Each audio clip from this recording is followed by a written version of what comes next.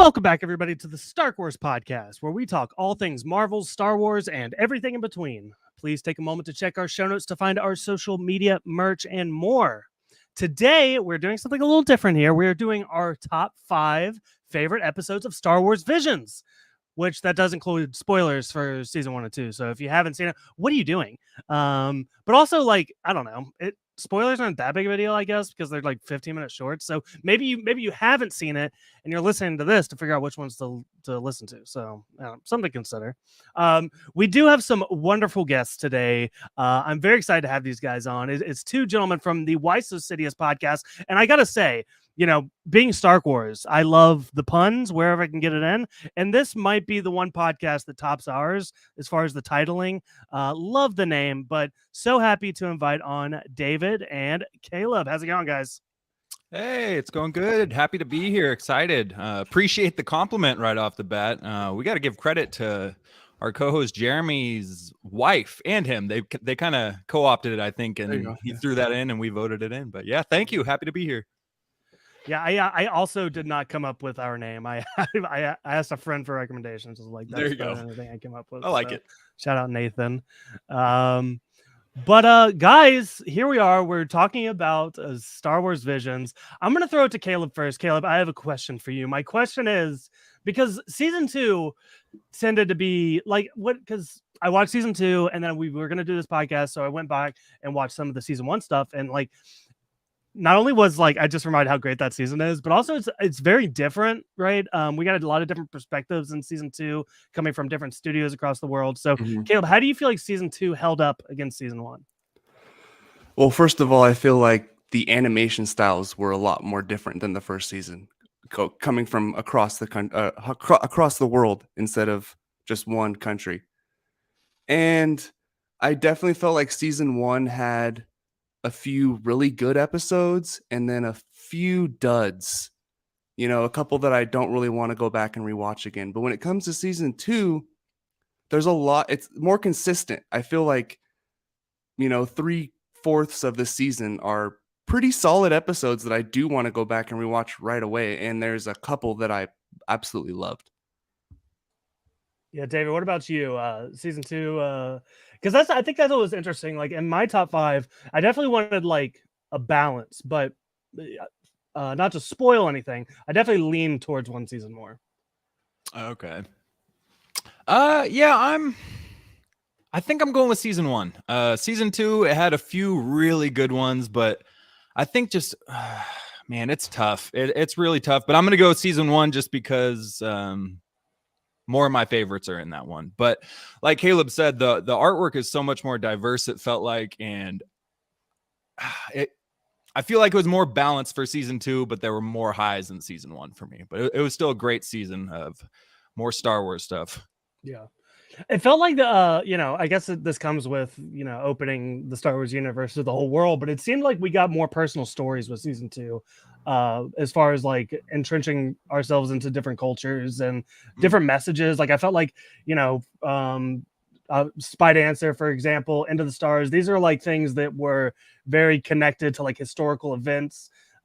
So yeah, I don't know. I thought that was interesting too. Like I feel like season 2 meant more, while season 1 might have been like cooler Star Wars stuff. Right. So yeah, totally agree. I almost felt like season 2 was more connected. There was a lot more of the Empire or Inquisitors in it. And season 1 was more kind of multiversal aspects where it was way out there. You know what I found interesting after, just revisiting season 1, I realized that both the first episodes have to do with a leading Sith character, which is interesting with the duel. And it was a fun parallel I found. But yeah, well, if you guys are down, we could go ahead and get into it. And I wanted to start out with some honorable mentions, and these are ones that I just wanted to talk about because they didn't make my list, but it was actually it's very hard to come up with the 5. Do one of you guys want to start with an honorable mention? I'll throw one out there.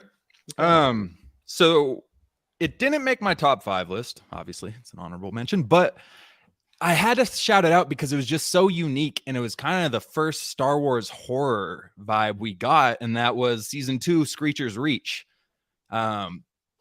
And it had a totally different tone than any Star Wars project I've been familiar with. I did not expect it. It was legitimately creepy. I mean, we kind of had that jump scare with the Sith spirit there, and it was just very creative, unique, and I just feel like it deserved a shout out. It didn't crack the top 5, but it was pretty cool. I actually have that in my OLI as well, outside looking in. I didn't love the animation, but the witch was terrifying. And then you come to find out she pulls out a lightsaber. I was like, okay, I did not expect that, but all right. And then the little girl kills her with it and takes it. And then the Sith shows up, and that's who the person she's been talking through this medallion the whole time. And she just kind of leaves her family and dips off with this Sith. And I was kind of waiting for her to be like, okay, you have to kill them. This is your first test. You need to kill. And I was like, oh, because that's something they would do. But it's a kid show. It's directed for kids, so it's fine. Yeah. But yeah, the dark side is seductive, and she had to go with her. Yeah. I'm kind of kicking myself because I love Screecher's Reach, but it didn't make my top 5, and it didn't make my honorable mentions, which is like, Right. It's more of a testament to the show where like I love all of these things. I think for me, Screecher's Reach was like much more of like a tonal idea than a story for me, right? I think it worked as like a horror thing, but like I needed a little bit more substance, I guess. I felt like maybe the interesting stuff would have happened right after this episode, or like maybe it needed like a whole season, as we've talked about with some of the other stuff. So yeah. I'll throw another one out there. This is one from season 1 that, like, when I first watched it, I kind of hated it because it was doing a lot of weird stuff. But then I watched it a second time and I was like, okay, this is like kind of interesting. And then on the third time, I'm like, this is just awesome. I'm talking about The Twins, which is basically like a Star Wars What If Luke and Leia story. But it's so weird. Like, he's standing on an X-Wing in space and he cuts a Star Destroyer in half with a lightsaber. It's like so outlandish, but like in that respect, I kind of have to respect it. It's very over the top with the Force powers. Yeah. It's very anime. Yes. Very, very strong anime. I'm not like super well versed in the anime. Seen stuff here and there, but haven't seen Attack on Titan or anything like that. So those big fans out there, I'm sorry, haven't reached out to that yet. But it's entertaining. It's colorful. It's got a kind of a energetic vibe to it, and the story is interesting at least. But yeah, it didn't make my top 5 or honorable just because it was a little over the top, but it's still fun. Still fun watch. Yeah. Okay, I got one more honorable mention, and it's The Pit. I really like The Pit, and I think one thing people will notice when they're looking at my top 5 is I prefer like a lot of these really darker stories, and this one was very dark. I always just like when Star Wars goes there, and like I felt like it didn't hold back. It killed the main character. Like, it was super surprising, but also like touching, and I don't know, it just worked. I said it before, but it felt like an episode of Andor, and I loved Andor, so this is my shit for sure. Yeah, it didn't have the Sith or Jedi, like majority of the Vision stuff. It did have the same young main character with an older mentor type of main character, which was very prevalent in this season. But yeah, it went, man, when we got the spoilers out, but when he got thrown down into the pit, that caught me off guard a little bit. I was like, oh my God, they are not messing around. But it was very entertaining, and the art style was very familiar. I feel like I've watched a show that's exactly that art style, but yeah, it was good. I just actually watched that a couple days ago for the first time. Yeah, I'll admit I wasn't super interested in that episode. The first half didn't really get me, so I kept watching, but I did like these people are mining kyber crystals. That was cool. Yeah. Okay, well, if you guys are down, we can go ahead and dive into the lists. Does somebody I'll let one of you guys, who wants to go first with number 5? You can go, Caleb. All right, well, this could be higher on other people's list, but my number 5 is The Duel. Ooh, okay. Which is, of course, the first episode of the first season. You guys have that on your list? It is on my list higher. I don't know if we want to wait to talk about it, or we can talk about it now. I'm good with that. I got it higher on my list too. Okay. All right. We'll put a pin on that. Okay. But yes, I like that. The Duel. Glad I It made is. all of our top fives. That's cool. Right. Okay, David. What about your top five? So at number 5, I've got the episode that I thought was going to be my favorite for season 2. It still made it, but wasn't quite it, and that's the Sith. I think it's just Sith. Episode 1 of season 2. Interesting. So, the Sith is not on my list. Is it on yours, Caleb? It is. It's Okay. it's right above this, so we can just go ahead. Let's crack into it. Yeah. I'm. Again, here's the thing. It's like I can like totally love this, and like it somehow doesn't make my top 5 or honorable mentions. And I think again more of a testament to the great season 2. Yeah, I thought it was. I was a little conflicted. I think the big thing was like I was really confused by the ending where like she kills the Sith Master and then he's like, well, now you're the Sith Master. I was like, was that the point? Like I was like, I feel like she was trying not to be a Sith. Right, and it felt like she was rejecting it, but then didn't she say the word "I'm a master now" or something like that at the end of it? So yeah, it was a little confusing with that. But yeah, I got it up there. I really appreciated the art style that was going on. It was very artistic inside of very artistic, if that makes any sense. You know, all the Vision stories are always very artistic, different type of studios and everything. But you obviously had the Force art going on with this stuff. And the story hooked me because she's a former Sith apprentice, and you know she's trying to obviously not be in that life anymore. But we saw this symbolism with the dark side of the Force and the light side of the Force, and it's something we often think of as exact opposites. You know, it's dark side and light side, or they're total opposites. But it's more similar. It's more symbiotic than that. The Force is. It works with both sides of the Force, and this was kind of a big demonstration of that. You know, she's doing her paintings and she's trying to get the dark spots out of it, and she can't. As much as she's trying to wipe away the dark paint and everything, the darkness spreads or it grows. It just keeps coming out, and that was obviously a big symbol of her path herself. And once she finally accepts and embraces that she wields both the light and the dark side, and she ignites that double-bladed lightsaber, which, to be honest, I wasn't crazy about the cutlass pirate lightsaber, but I like the symbolism in it. But she ignites that and fully embraces both sides of that, and obviously makes her stronger, and she's able to overcome her former master. So I really like the art and the symbolism in this episode. Yeah, you know, and that's actually it's come up in a couple of the Visions episodes where like the point is you need the light with the dark. Like I think that's one thing that like even the Jedi in the prequels misunderstood. I mean, they were always looking for the chosen one, but the chosen one was supposed to bring balance with the light and the dark. And it's like Yoda says, I think the prophecy was misread. We kind of get a similar message in the Journey to the Dark Head. So I always love when that's acknowledged, because I feel like, especially you look into Clone Wars and the Mortis arc, and like I feel like that is like a very important part of Star Wars. Is like, you know, the dark is equally as important as the light. Caleb, why did you like the Sith as well? Well, I do want to bring it back to the ending. So that is, you know, the rule of 2. And it is his, you know, life's mission to get killed by the apprentice. So when he goes to the afterlife and all the other Sith are kind of talking to him, hey, you got killed by your apprentice who took over, right? And he's like, yeah, totally. Yeah, she's going to take over. She's the master now, you know, so that's what he had to do. But I did really love the animation, and I guess force painting was a thing in this episode, which was cool to see. She's kind of created her whole reality in a way with her force skills.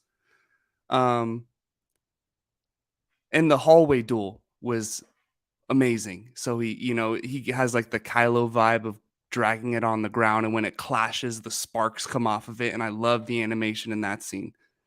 And they were almost like fighting over reality, because she would, you know, be winning for a second, things would go bright and, you know, into the place she created, and he's like, you did this all for this, and, you know, changes it back to the darkness. And so I like that aspect. And it's got that duality aspect. Obviously, that's all I talked about, really. But that draws my interest. We don't have a lot of those characters in Star Wars lore. We don't have a lot of dark Jedi or people who are really split with that stuff. You know, obviously there's Revan, which he's still not canon yet, but he's a classic case of that. And you know, Kinda. Ahsoka, Asajj, a little bit. They kind of dip their toes in the other deal. Ahsoka, not necessarily, but you know, the whole not a Jedi. She's pretty close to a gray Jedi at this point. So those stories always interest me a little bit more. So yeah, that's why this one caught my attention. Yeah, it's wild because like you mentioned the animation, it's like almost ground like you don't see stuff like this all the time. It brings me back to like into the Spider-Verse where like it kind of like revolutionized and like everybody wanted to capture that style again. And I feel like almost all of the episodes and visions, it's like this could like change animation if like people were looking at it more, you know? And I feel like the Sith is a good example of that. And the reason I bring that up is because like yes, the Sith is like absolutely incredible, but then I think like you know we mentioned the duel, like stuff like that. It's like completely like changing what people think about as far as animation goes, and yeah, so definitely something to note. Okay, well I can move on to my number 5, and this one I was kind of waffling. I was like I wasn't sure where it was gonna fall. I wanted to see it represented because like I just mentioned, as far as like revolutionizing animation, I felt like Ao's song did a great job of that. I felt like it almost had like a stop motion feel, and like it looked real. The characters were like textured, and like I wanted to hug these like little bears. And you know, the story for me wasn't super strong, but like again, like it just such a beautiful world they built out. I thought the Jedi in this episode was like really cool, and I wanted more of her. But yeah, I just riffing on Al's song. I should have asked if you guys have it on your list as well. It's not on my list, but just the lengths they went to create this, 15 to 20 minute short. They created plush dolls for all the characters and then added, like practical and CGI effects around it. And you could tell you could see the little like fuzzes coming off the characters. So I really did like that aspect of it. And it was a vibrant story, colorful. I liked it. Hey, don't you apologize for that. I love the passion. You came out the gates hot. I love it. It's great. It's great to see Star Wars do that in people, Yeah. It's not on my list either, but I watched that one second to last. I ended up watching whatever I said a couple of days ago, but I was holding off on that one because I didn't think I was going to like it much. I actually, if I'm being honest, I waited on most of the claymation style ones, and I actually ended up enjoying both of them. But this one, like you said, it's not a crazy complex story, but there's emotion in it. You feel there's heart. The story has heart. And so I found myself invested way more than I expected to be when I started the episode. It was a solid end of the season. But yeah, there was emotion in it. And I love any story where you can feel, you can feel yourself in it. You can feel their emotion, and the singing to the Kybers. I thought that was a beautiful touch too. So for sure. Okay, so number 4 is now Caleb. What was your number 4? Now my number 4 was Sith. Okay, that's right. Okay. Well, David, what about you? My number 4 is very close to Sith with the duality. It's Journey to the Dark Head. So I don't know if either of you had that on there. That is higher on my list. Oh, interesting. I did not have it on my list. Okay. I don't know. This one just didn't totally click with me. We can talk about it more in depth later if for Caleb, but we should wait a little bit. Oh, okay. I can tell where that's going. Yeah, hold on. Okay. Okay, so my number 4 is The Spy Dancer. Okay. Did that fall on y'all's list? It's not on my list, but I did enjoy it. Cool. Not on my list either, but I could tell it was the French one right when it started. Yes. I really liked it though. Yeah. Okay, well, I'll talk about it here for a minute because and by the way, I love so far that I'm not sharing anything on the list with you guys. Perfect. Yeah. But yeah, Spy Dancer, it's really hard to capture like a twist in like such a short amount of time, and I feel like this one worked really well for me. They kind of set up the fact that her son was taken from her, and like never once did it cross my mind that like what that meant, and seeing how it played out and what her reaction was, and like slowly figuring out with the son what the situation was, it just felt really powerful to me, where like she was willing to put herself obviously in danger to like reconnect with him in some way. And I don't know, I felt like very touching. You know, I have a good relationship with my mother, and you know, I'm a mama's boy, so yeah, it worked for me. Yeah, that was a good twist. I didn't actually see that part of it coming, and I thought that was a nice little surprise there. And again, yeah, it was another story that had heart, and the art was very unique. Again, like I said, I didn't check to see what country of origin any of these were before I watched it, and so I was kind of like trying to throw out guesses. But this one, yeah, I nailed it. But it was good. I also really like this episode too. It almost had like a Disney style look to it, like classic Disney animation. And you know, she's kind of running this undercover operation while putting on a show for all these stormtroopers. I like that too. And Yeah, I did not see that coming, that was her son. And you know, he shaved off his horns, it looked like, and he obviously has that eye patch on to cover his multicolored eyes. Mm. Oh, I didn't even. Yeah, didn't even, Yeah, he's trying to part didn't hide even his click true in my head. identity. He knows who he truly is. That's not his dad. That guy just kidnapped him as a baby. Right. You know, I kind of thought that the eye patch was there to mislead the audience, but the fact Oh. I never really considered that he chose to wear it for that reason. So that's interesting. I like that. Right. Because the horns too. When Yeah. he showed the shaved off horns, I was like, hey, he's hiding. He shaved him. I saw he had hair. I thought he just let his hair grow over him or something, but I There were couldn't like tell. two like circles on his forehead where like Oh. they used to be. Or he It was just like such a minor detail. Like Yeah. I can totally right. see where somebody would not notice that. I didn't notice it until the second time I watched it. Right. Okay. Well, and that's the thing with Visions. You know, they have such a small window in these stories that you got to use every centimeter of screen you got to convey every part of the story, the backstories and little, details that you can help to use for context clues and stuff like that. But they do a really good job of including fine details like that. It makes it kind of fun to watch too. I got one question about that episode though. There were like a couple hundred stormtroopers in that auditorium, right? And then they started fighting, and then there were like 10. I don't know. I was wondering where the entire fleet of stormtroopers went, but They might have run away because they were kind of treated like dumb in this episode. Like, True. there's a shot of them like when she first starts lashing out. Like you could see them start to realize like, oh, maybe we should do something about this. I can't remember what they said, but it was like they were kind of slow to react. So I don't know. I think they're like Trade Federation droids. Fair. Okay.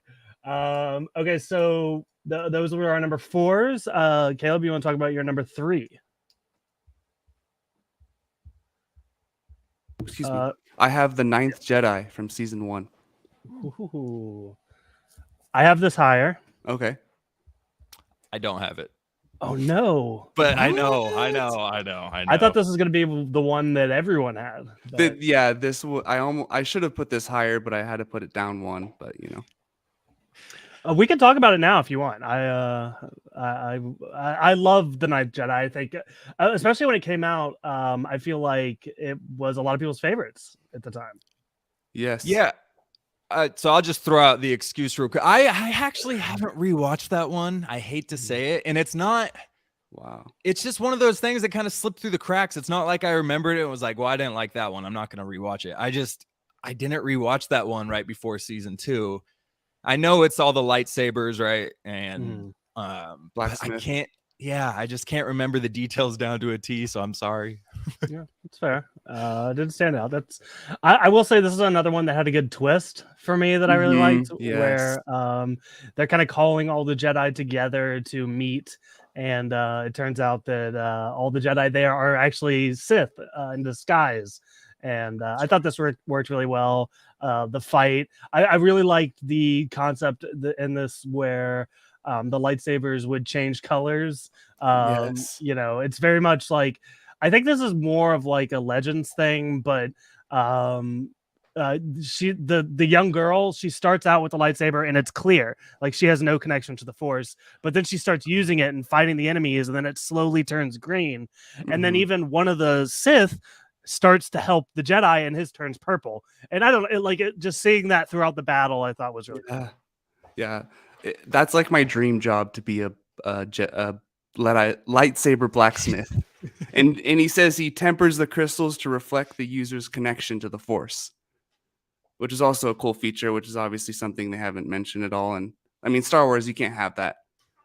But I thought, like maybe 2 or 3 of them would be Sith, but when literally all 6 of them are, it's like that was the biggest oh shit moment from season 1, and definitely the most I wanted a sequel, or just give me a full season after this. Like I want more.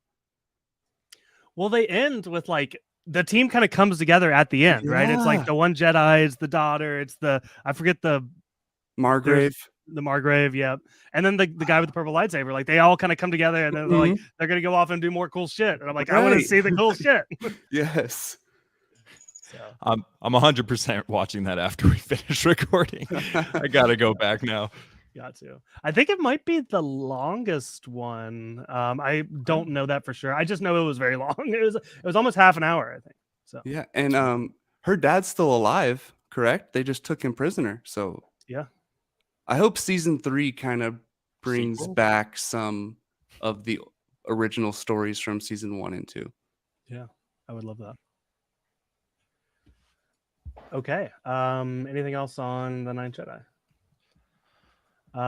Who's next? Where are we at? Number 3 is Dave? to David. Yes, sir. So number 3 is episode 7 from season 2, which is the Bandits of Golak. Not sure if I nailed that pronunciation. But this was all obviously good Lord. This was the project done by the studio 88 Pictures, coming out of India, directed by Ishan Shukla. And I don't know. Do you guys have this any higher? This was in my outside looking in. All right. It's definitely Clone Wars animation. It was Clone Wars animation, but almost more vibrant. I don't know. It looked like a little bit sharper. It was like a stepped up level of Clone Wars, which is crazy because Clone Wars season 7, the end of that was beautiful. So I saw this and immediately was like, I would like a full season with this animation, please. It almost seemed like it was like Clone Wars crossed with Pixar, like Coco, or one of those, like the vibrant colors of one of those movies. Yeah, it popped. It really popped. And, yet again, we get another story with the young child and their older family member or mentor. And there were parts where I was kind of getting, kids are a little frustrating sometimes. Why are you using the flute or the Force to pull the flute all the way across a loaded train? What are you doing? But it was just, I love the whole Indian culture to it. It's really the first time we've gotten a Star Wars project with that vibe and that cultural background to it. The music and the score and everything, in every way, they had a nice touch to it. And I thought the ending part with the Jedi, when she ignited both of those blue blades, it was just such a clean image. Again, the animation is so crisp and clean, but I like the Inquisitor. He was unique. He was a unique villain Inquisitor. He was not copy and paste like the rest of them that have been. But it was just beautiful to look at more than anything. If the story was a little bit more in detail, it would have been higher. But yeah, I'll always go back and watch that one. It was amazing choreography too. It almost seemed like the Maul Ahsoka fight from Clone Wars season 7, where it was motion cap. It wasn't just animated. Yeah. And I mean, when it comes to Inquisitors, let's be real. They're kind of all bark, no bite. They're kind of the middlemen. They come out, they talk a bunch of crap, and then they get killed. Like, it's just what they do, And this lady's probably 100, like don't judge a book by its cover. We know from Yoda and Attack of the Clones, but yeah. This guy's like an Inquisitor in his prime, getting taken out by an old woman. Like, Inquisitors, nothing. Yeah, they kind of suck. This one I did make my list, but very interesting. I like I like her cane that turns into 2 lightsabers. Yes. Like, that was really cool. I found this is one I found the ending a little weird, where like it almost seemed like there could have been a twist where she was lying based on how creepy she was acting, where she's like, no, you can't go down there. But there's other people down there. Just try, like, he doesn't see that he's just like letting her go with this woman into like a basement, and it's a little creepy. To a basement. Yeah. It's not a great look. Yeah. Yeah. She's like, no, you cannot come. It's like, but I'm just supposed to take your word that everything's gonna be okay. Yeah, people are pretty open to that in the Star Wars universe. A lot of Yep. just handing your kids off to evil beings or mysterious beings, and it's a quick goodbye. Spoiler alert, I have a TikTok coming out tomorrow that talks about that, how this might be a little toxic that they like take kids from their homes. Yeah, problematic maybe. Yeah. They couldn't wait till they're like, I don't know, 16, like you can like get driver's license age, Yeah, you can't do like house call training until they're of age and then take them out. Yeah, Obi-Wan barely remembers who his family is. Like, right. Pretty messed up. Okay, so I will move on to my number 3, which is The Duel. Okay. I know, where do we fall on that? I think Caleb, you had on yours, right? I had David? number 5. Okay, David, is it higher for you? It's higher, but I'm good to roll with it. Okay, we can talk about it. Well, I'll let you lead since it's higher. Okay. Yeah, sorry. So this one quick interesting fact, actually, I learned today. The voice of the Jedi Master in the English version, obviously, is none other than the one and only David Harbour from Stranger Things, who's now more recently a Red Guardian in the MCU. He'll be in Thunderbolts, but I had no idea. But as soon as I read the name, I heard the voice in my head and was like, oh yeah, I think that is him. So that was interesting. A pretty big name to be cast in this, but yeah, I love this. It's a classic kind of old school anime art style, and it's the classic, young apprentice who just wants to get into the fight more than anything, and the patient older master who is trying to preach patience a little bit, but he lets him go off. But man, the thing that stole the show is the Sith itself. I mean, from the very start, his entrance, he's such a creepy energy he's got going. He's talking on the communicator, the Jedi apprentice, and he turns around and there's just a crouched hooded man standing right in front of him. Came out of nowhere. Where the hell did he come from? And the first thing we see him do is smile those yellow teeth and say Jedi, like he's ready to go. You just made his day. And he's just very creepy. I love the little dual blade kind of Japanese style lightsabers that he pulls out there. And it contained a hot topic that we've talked about a lot actually in the Star Wars universe, and that was the finishing blow by the Jedi Master. So I've brought it up to Caleb and our other host JD. We talked about it a lot, and it's like, why don't we ever see you guys, when the lightsabers clash in a parry, turn it off and then ignite it, point it at their chest, just go right past that thing, and then upon further study in Legends, at least, the Jedi don't do it because it's, it's pretty low. They don't stoop that low, and the Sith don't even do it because it's such a cowardly act that the Sith don't do it either. So nobody does it because everybody across the galaxy agrees you're a scumbag if you use that move. But he kind of used it in this one, but I liked it. I like the style. He turns it off and then he gets it right into his chest, and then he reignites the saber to take out the Sith. And I just loved it start to finish. And even the Jedi's consciousness of, if he was in his prime, that wouldn't have gone that way. We're lucky we came across this old man. So I love that one. I'm sorry, did you say the duel, Michael, or? Yes. Oh, no. You should have stopped me. I just went through the Elder. Because I thought I was mistaken because of how I was a little confused because I didn't remember the move, but I was like, you might be right. I mean, they're kind of similar. The way you talked about it, I was like, this is the same episode. Oh, that's on me. I was like, I clearly don't remember it super well, but and that's my take on the Elder. Shit. Oh, awesome. I had that on my list as well. Right, and also, I'm not going to edit it out, so now you get to be embarrassed. This is how we roll. That's fine. You know what? Sometimes you just got to learn the hard way. So wait, so the Elder was higher for you? Yeah, both the Duel and the Elder. Yeah. Okay, well, you guys go first before I go off for another 5 minutes about possibly the wrong episode. All good. Well, yeah. So also, I was like, because you mentioned there was like an actor, and I was like, ooh, I was really excited for you to talk about it because I found out one today that is in the Duel. which is Lucy Liu plays the woman Oh. Sith, and I was like, oh, David Harbour's in it too. But no. So yeah, Lucy Liu's in this. She plays the Umbrella Sith, and Oh. I just thought this was like one of the more stylish episodes.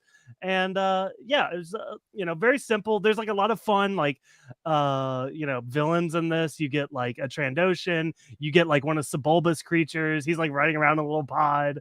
So I don't know. Yeah, I thought this was like big like Kurosawa vibes, and like sets the tone for what season 1 was gonna be for sure, with a lot of the, like samurai influences. So yeah, I adore the duel.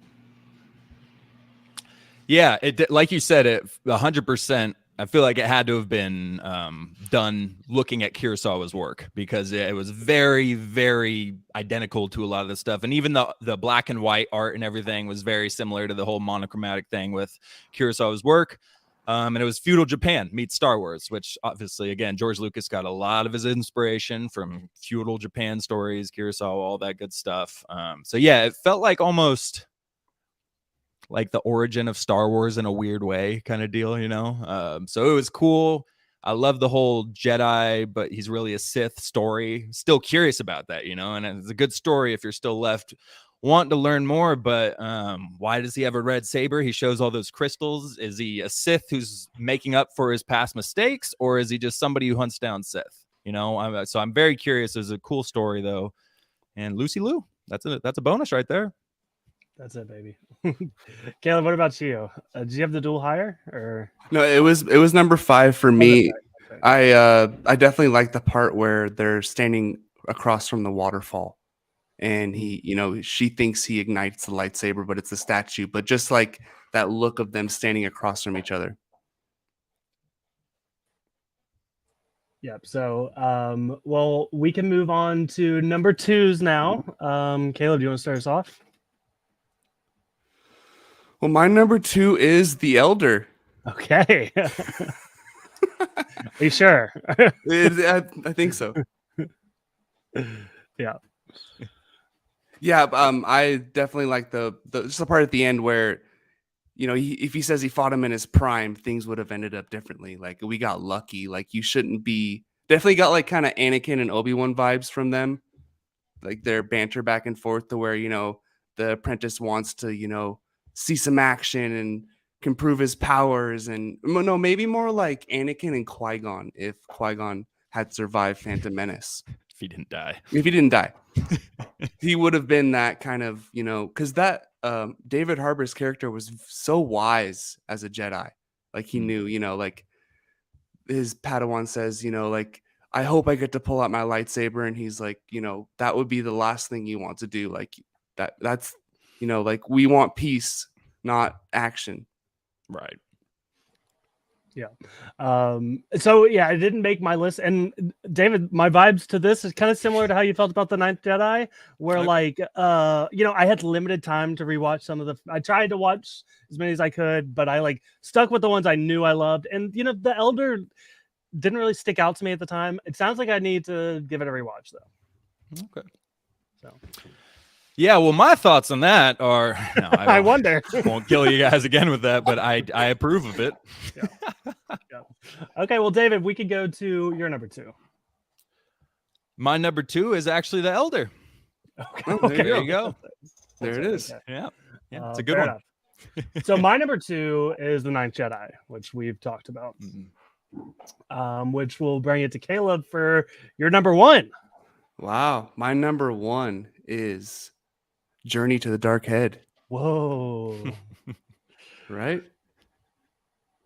So I'm not big or huge into anime as Dave is, but I have seen Avatar, The Last Airbender, and the first couple seasons of Korra. Still have to finish it. But this is the Legend of Korra animators. So I really, first of all, love that. And they also did Witcher, Nightmare of the Wolf. Is that one of the Netflix spin-off animations? I haven't seen it yet, but I'm guessing that's what it is. He also did Batman: A Death in the Family. Okay. And I think one other one too that I forgot to mention. But yeah, he had a lot. But this was definitely the episode from season 2 that I wanted more from. Like, give me 3 seasons of this, full Avatar, Clone Wars style. But it starts off with, the flashback after she basically, demands to go on this mission to cut the statue off because she thinks, she can end the war so easily. But the flashback, he massacres everyone, kills his master, and says, your rage befits a Sith more than a Jedi. Like, come find me, the Jedi will fall. And then, and the kid is haunted from this. And I can see what the Sith is doing. He's playing that kind of long game. Like, hey, I can see you have this kind of evil in you. And you see it later when they face off.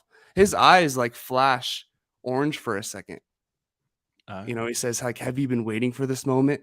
Like that, they know I've been searching for you, but they sent you here alone. And this like classic Jedi Council sending these young children on dangerous missions.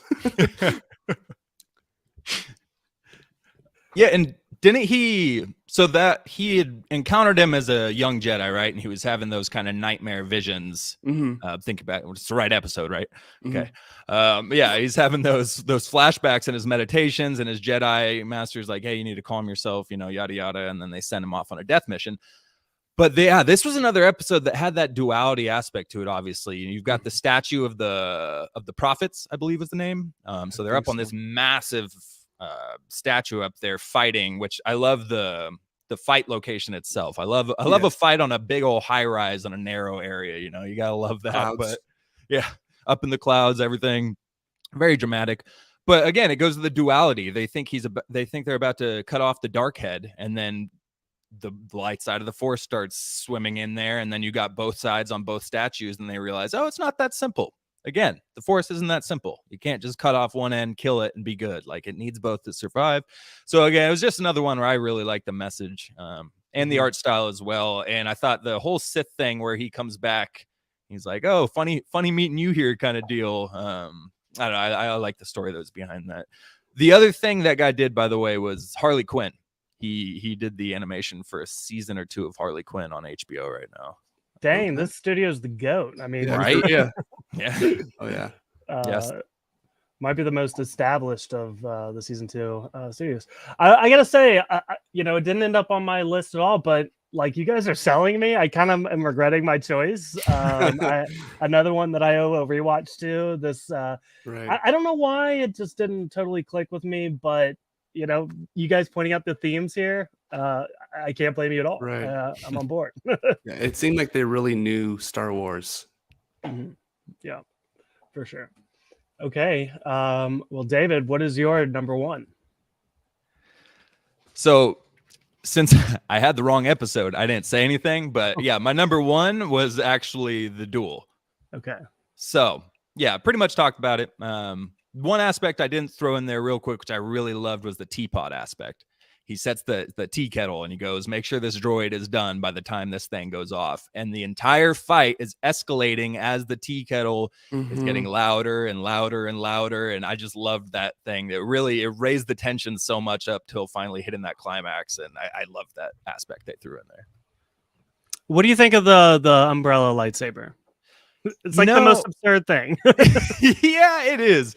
Honestly, if that wasn't in it, it'd be a high rating for sure for me. I don't know. I kind of had to push through it a little bit because at first I didn't like it. I was like, this is Looney Tunes. Why is she twirling 24 lightsabers above her head like a ceiling fan?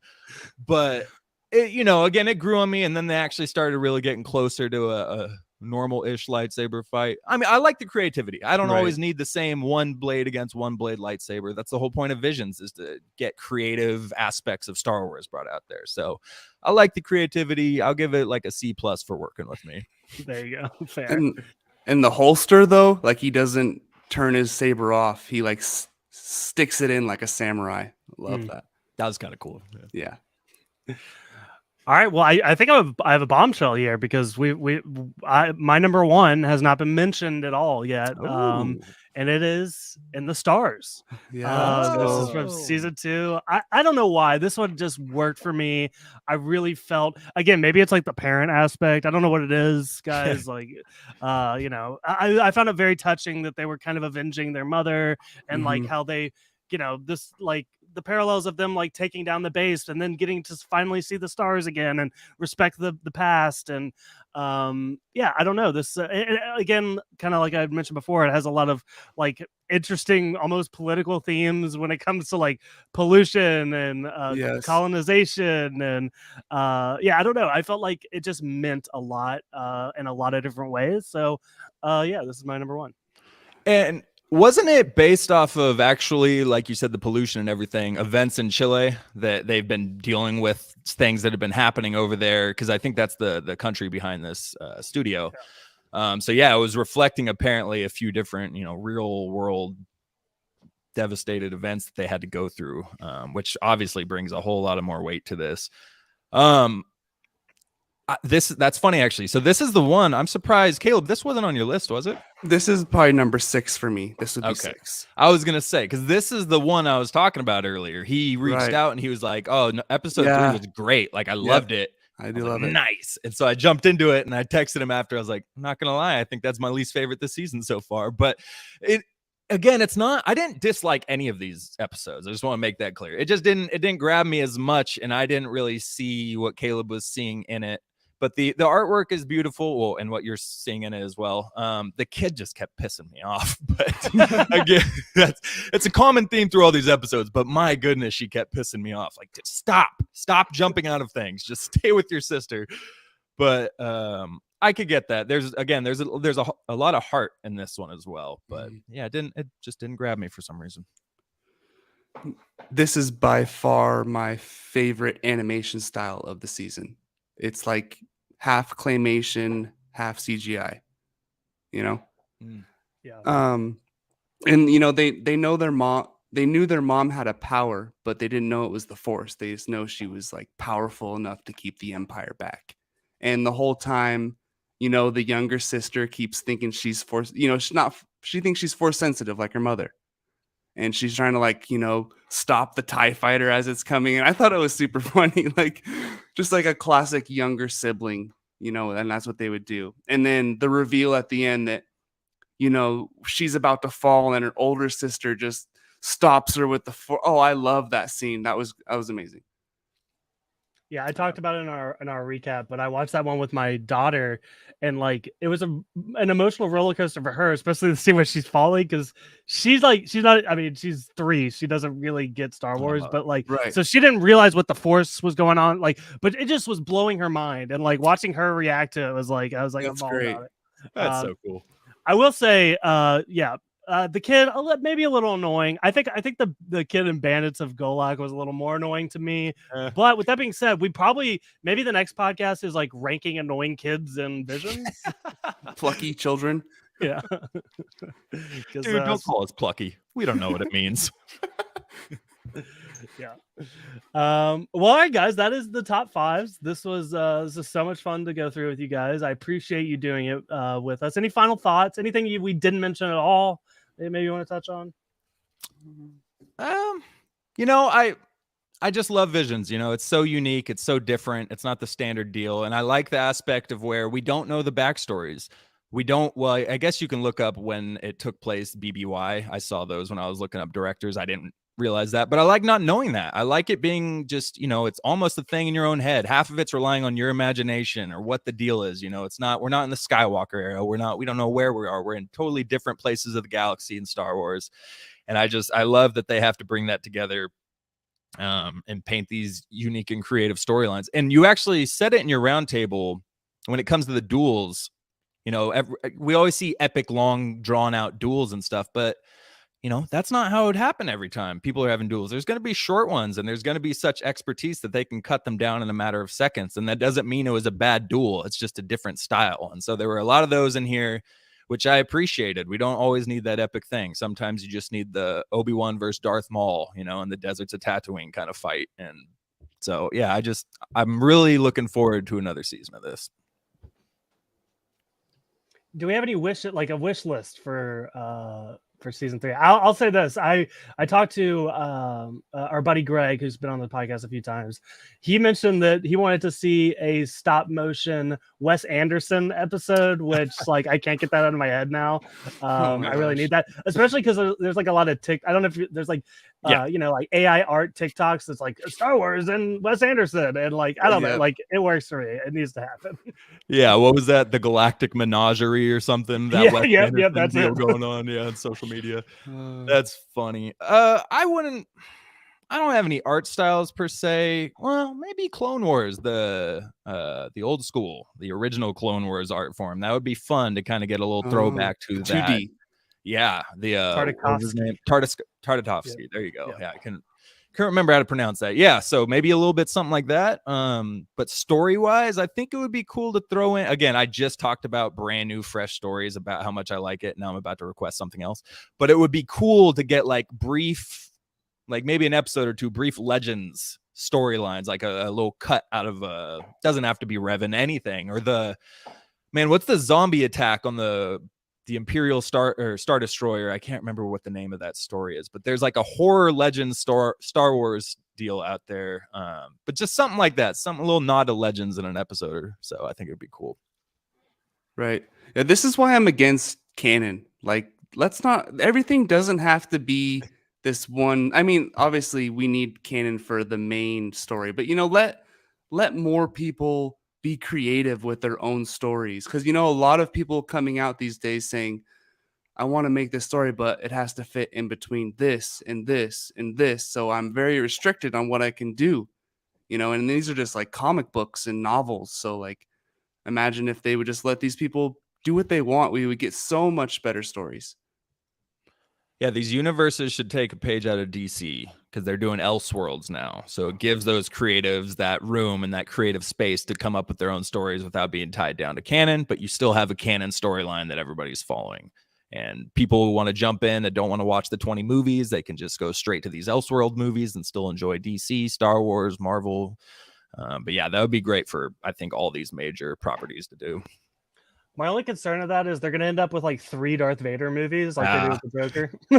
It's like true. Willem Dafoe fresh. is Darth Vader. Yeah. So he can pull it off. Yeah.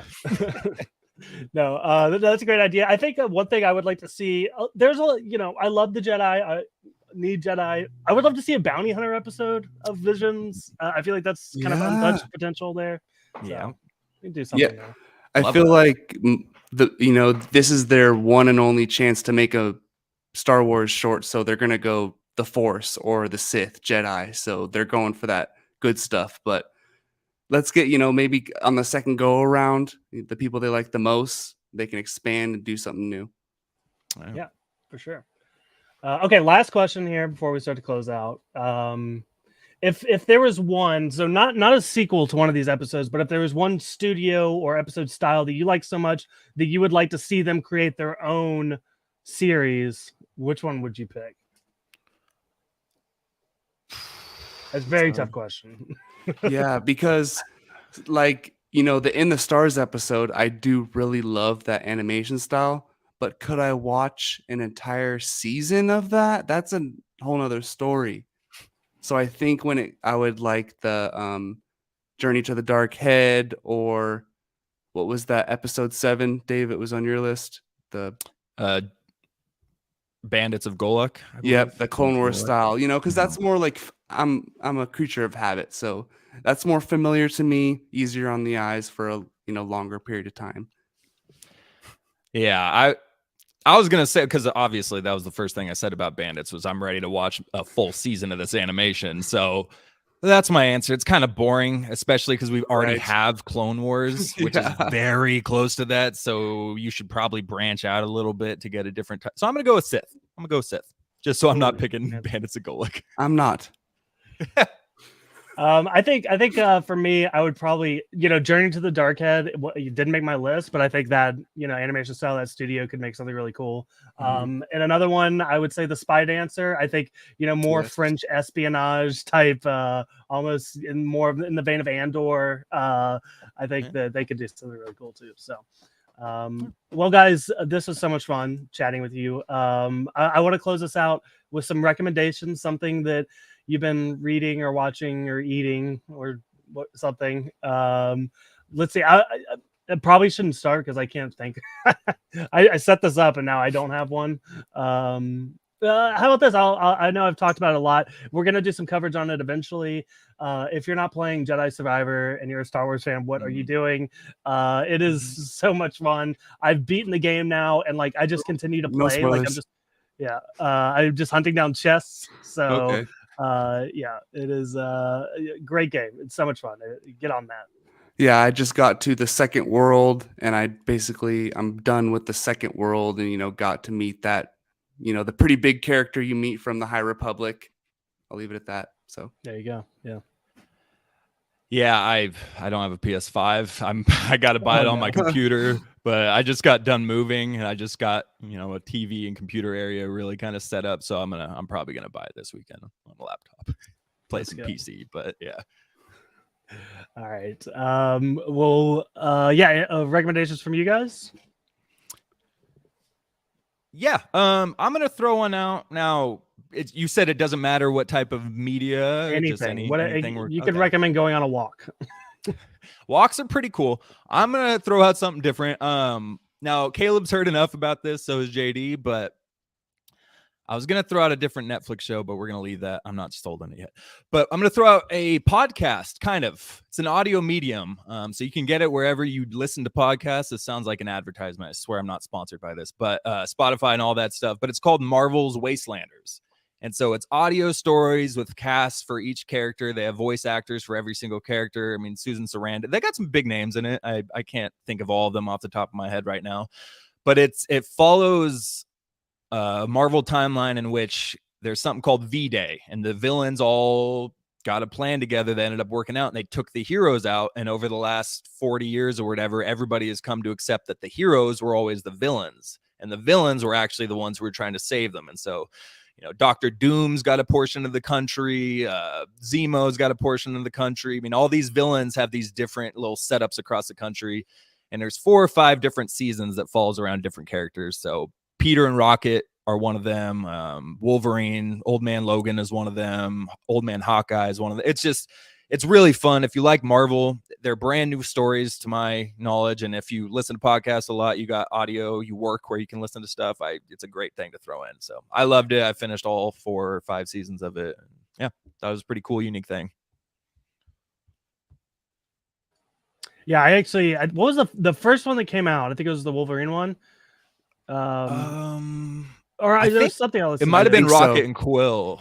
Okay. But maybe it was Wolverine. I can't remember now. I listened to it. My problem is the same reason I can't do audiobooks. I like zone out too much. And like with the podcast, I can kind of zone in and out and like it doesn't really matter. But with that, I'm like, oh, I just missed like a huge part of the story. Yeah. So I have a tough time. Like it doesn't work for my brain, but yeah, those are so cool. And I wish my brain would allow me to like those more. Okay. I gotta. So do you don't listen to audiobooks then at all? If I read a book, well, I would never read a book. I would listen to an audiobook, but even then, I struggle with it sometimes. Okay, I got you. Yeah. Hey, never read, gang. Let's go. Let's I don't know how you go. do. I do like comics though. The pictures they help. There you go. Yeah. Caleb, do you have a recommendation? So I'm gonna go outside of the nerd verse, but it is with Elizabeth Olsen, the new show on HBO Max, Love and Death. You know what, Caleb? I was like, I know there's something I watched recently I want to talk about, but I can't remember what it was. That's it. I love Loving Okay. That. So please tell us about it. So I only have seen the first like 2 episodes, I think, but it's a great start. It's based on a true story, and it's an affair leads to a murder, and there's this whole investigation going on afterwards. But Elizabeth Olsen and Jesse Plemons. Jesse Plemons, yes, Game Yeah. Night, Fat Damon. Yep. Like, so it's a good cast. I mean, I love her as Wanda Maximoff. She's probably one of my favorite characters in Marvel right now. So anything she's in, I'm gonna watch. And the first episode, it's good. It's enough to keep you going for sure. She All is right. blowing my mind of how good she is. Like she Yes. is such an incredible, like, and I knew she was good, but like this, I'm just like, oh, it's just so, it's such a deep character, and there's so much Mhm. going on, and the way she portrays it is just, yeah, this is definitely not one to miss. So And she nails that Southern accent, huh? I've yeah, only seen the previews, so I haven't watched it yet. she practiced in WandaVision, so she's ready when she was doing that fake household with her all fake family on the Kind of Southern, I commercials. guess. Yeah. Yeah, it's also, there was another. It's based. It's based on a true story, and there was another adaptation a couple years ago that I didn't know about till this one came out. It was on Hulu. I think Jessica Biel plays Candy Montgomery, who's the lead. Okay.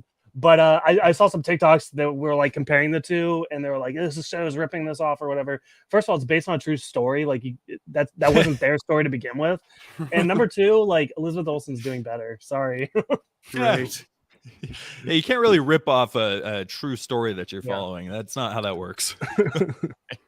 Yeah. So like, wow, they're like the lines are exactly the same. I'm like, because it's real life. What do you want? The court documents, Yeah. what they have that was said. Yeah. All right, guys. Well, I want to give you guys a chance to tell people about your podcast. I've been listening recently. Really love it. Love the vibe you guys got going on. So I would love for other people to check it out as well. So if you want to, tell people where they can find it. Yeah, man, appreciate that. So, Why So Sidious, a nerd podcast. It's kind of self-explanatory, but we cover nerd properties, movies, TV, video games, comics, novels. Right now, we got a series going, kind of prepping for Secret Wars called Road to Secret Wars. So we're covering all the Jonathan Hickman Infinity issues, everything that leads up to that, New Avengers and Avengers, that all kind of ties into one big story. Prep you for Secret Wars, but yeah, we're covering the TV shows and the movies, episode by episode, all that good stuff, and you can find us at Spotify, Stitcher, Apple, all the main places. And we got a new YouTube page up. It's pretty bare at this moment. We haven't really done much other than add in some show clips here and there. So we plan to kind of expand with that too. But yeah, and hopefully pretty soon here, we also haven't had a guest on yet. We also have never guessed it. This is our first time. So thank you very much, by the way, Michael. We appreciate it. Absolutely. But we haven't had a guest yet. So we're still working on that. And we got a guest list of people we got planned that we want to bring on. So Michael, obviously you are very much welcome. As soon as we, pull our heads out of our ass and figure out exactly how we're going to do it and with what episode. Oh yeah, you're probably our first one, Yeah. So yeah, we can't wait to have you on the show and get you back on there too. But yeah, For sure. Super excited for it. And check out our Star Wars May the 4th episode. And if you are a fan of Top 5, we do rank all the Disney series finales and the OG trilogy and the prequels. So, that we did and talk about comic books and video games. It was a very fun episode to record, just laid back, talking Star Wars. Love it. All right, guys. Thank you again for doing this. I'm going to close this out here. I'd like to remind you guys to rate and review us on iTunes and Spotify, preferably 5 stars. Put an honest review. And if you leave a review, I'll read it on the show. I don't care. So let us know what you think. And yeah. Be honest, I guess. Also, please subscribe because we're going to be here every single week, sometimes multiple times a week. We got kind of Marvel and Star Wars is kind of on a pause, but we still have cool stuff planned. There's a lot of movies coming out that we'll be talking about, including The Flash, Across the Spider-Verse. So if you subscribe, you'll get all those episodes. Also follow us on Instagram and Twitter at Stark Wars Pod. And also we have a little Discord community going on. So if that's something you're interested in, you can hit us up and we will get you in there. But that is all we got for you guys. Thank you so much for listening, and we will see you next time. Bye.